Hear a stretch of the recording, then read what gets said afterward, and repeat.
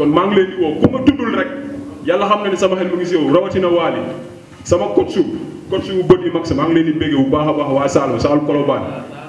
commandant Diouf barki alxuraan fan yii yëpp jooyuma dara ndax chaque jour moo def si man yàlla xam na ne ñoom bàyyi ñu ma benn yoon maa ngi leen di nuyu ñoom ñëpp képp kuy ñëw saal ba rek maa ngi lay nuyu.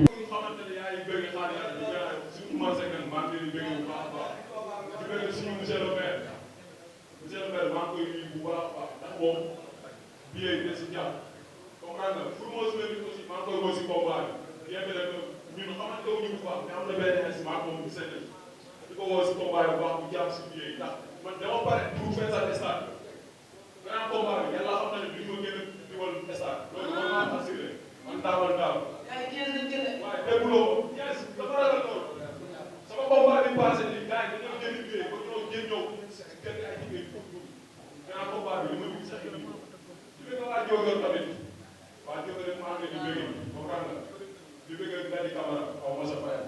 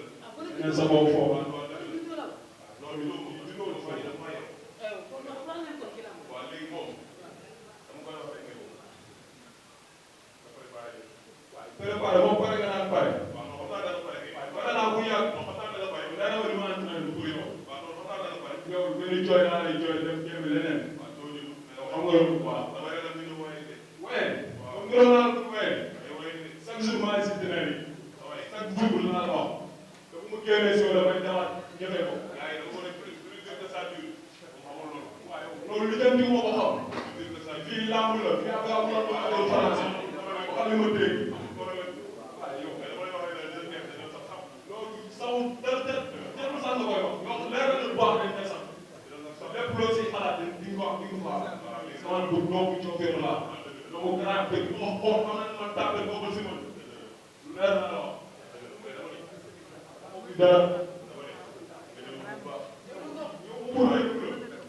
ñoo ma fii pour déglu la laa wax ma déglu la après ma déglu rek bon ba léegi rek yow loo indi baax na loo indi ba ci alxuraanu karim dinaa ko assuré